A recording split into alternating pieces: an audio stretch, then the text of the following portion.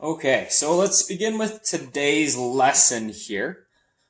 So yesterday we talked about kind of the Richard Nixon era of the détente, how they talked about the different SALT or strategic arms limitation, which essentially says, you know what, let's limit the amount of missiles that we can have in each country from unlimited number to maybe, a handful of thousands of missiles. Okay.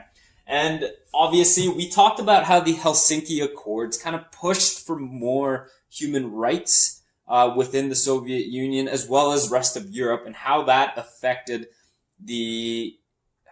affected this détente period. Okay, we see Brezhnev as a result of a lot of these changes that are happening, and also the need for economic growth in the country. He kind of ramps up the Cold War conflict again. Okay.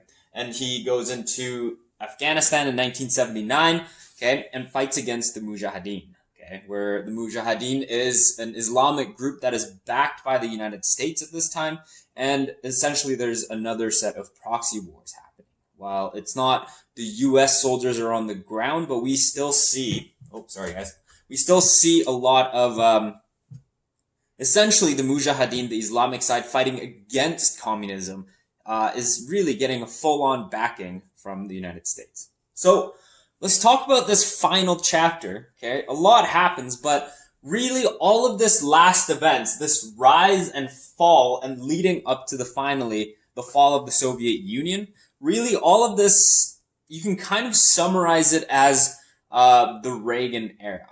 Okay, Ronald Reagan has a lot of different things under his belt in terms of his legacy, and one of the many things that he has is the ending of the Cold War. Okay, so the one thing that I really need to talk about, just to kind of frame this entire narrative that we're seeing here, is that the U.S. is seeing an upper hand again, once more in this Cold War. Like in the first instance, right after the Second World War, we see the United States has the upper hand due to things like the nuclear war that they have. I mean, really, it's essentially the fact that they have nuclear weapons, and then the USSR does not. However, this second round of the United States kind of getting a clear upper hand is more of an economic reason rather than a military reason.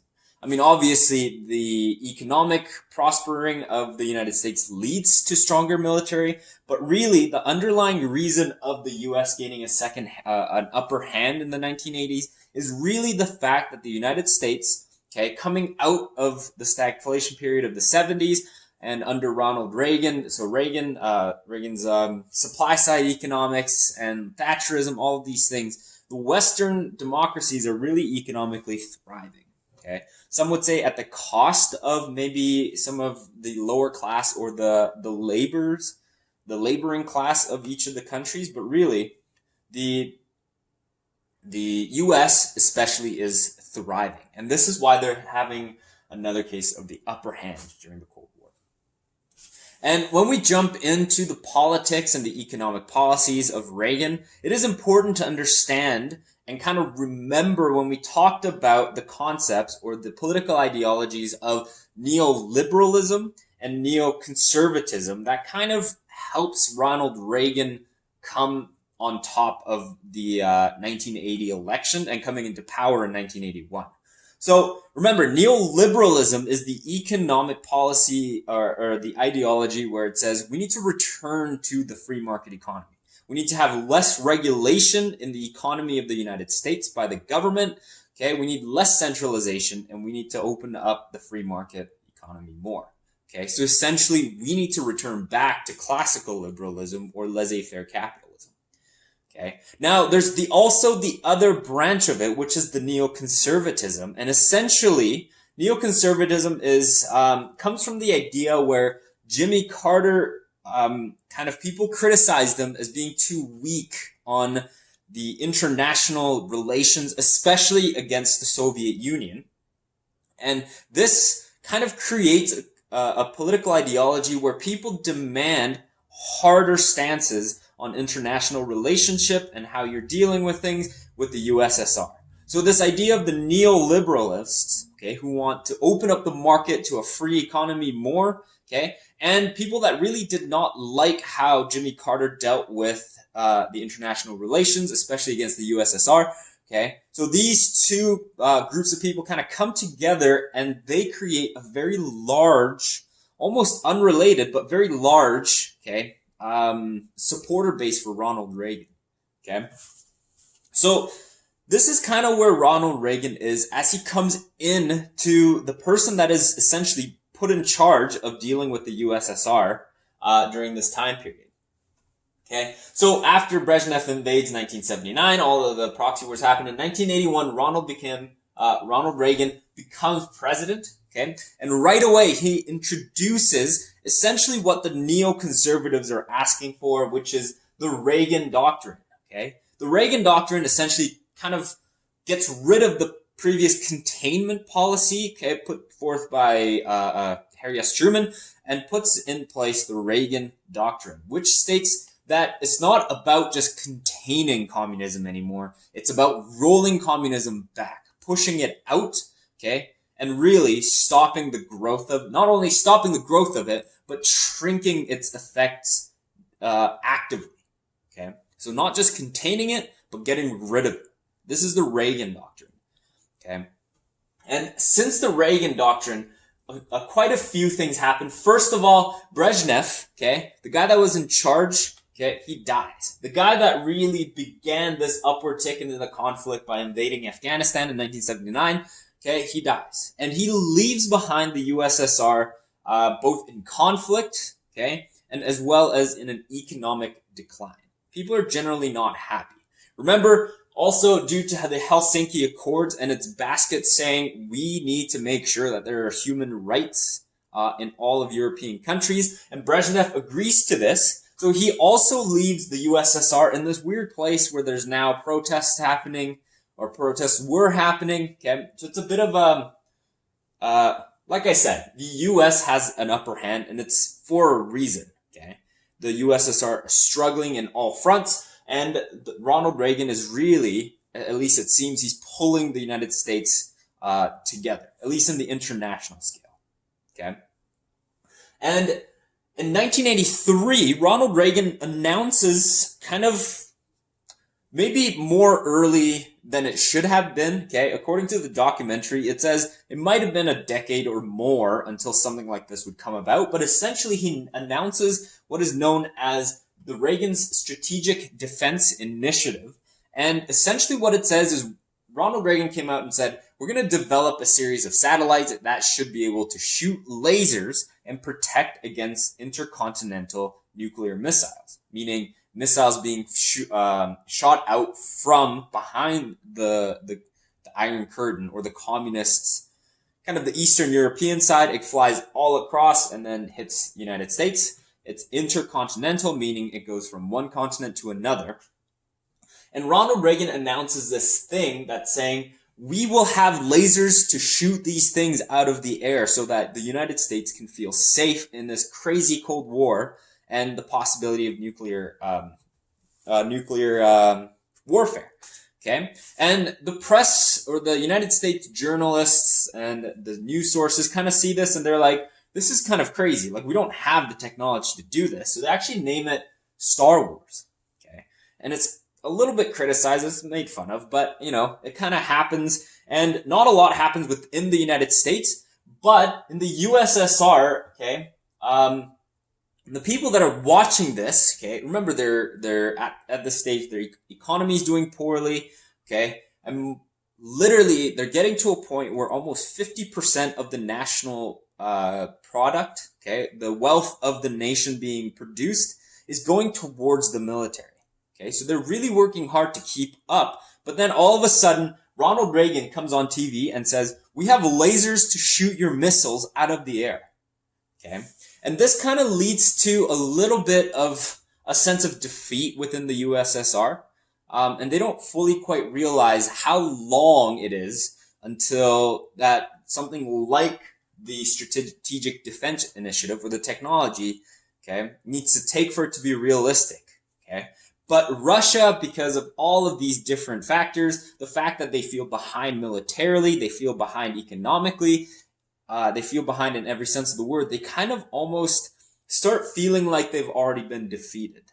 Okay. And this is when Mikhail Gorbachev, okay, so since Brezhnev dies, there's been a few different other general secretary or the leader of the USSR, but Brezhnev but they all sort of die really quickly because he dies in 1982. So within the 3-year period, I think there's like 2 other general secretary that gets put into power, and then they all die. Okay, and Mikhail Gorbachev comes to power, and it wouldn't be inaccurate to say that he was very close or maybe very, very friendly with Ronald Reagan at this point.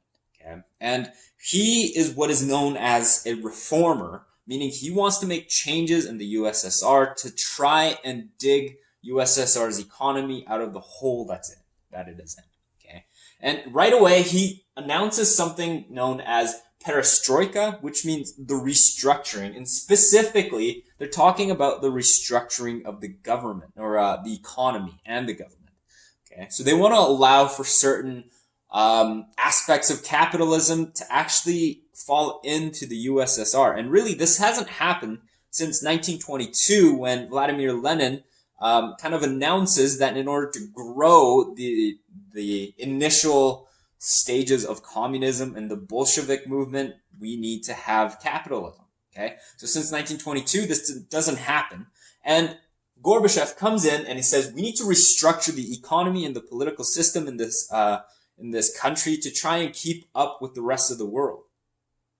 And he allows for, though he never mentions it, but essentially he's allowing for private businesses to be formed, right? And people to really participate within the free market economy that the USSR was not a part of prior. Everything in the USSR, the prices were set by the government, okay? And it was known as a centralized economy, meaning the center of it, the entire economy, was the government. And he also announces a period known as the glasnost, or openness. Okay, so he announces that there will be more transparency between the government actions as well as the how journalists are able to access and criticize the actions of the government. So prior to this, okay, the USSR was mostly a closed system where the government pretty much got away with anything that they wanted. It wasn't as bad as the time of Stalin, but really even during this time, the people that were in charge, the people of the Politburo, there was a lot of different scandals and corruption where really billions of dollars were being funneled out of the national economy and going towards a special class of ruling class within the USSR, and they were trying to make money off of it.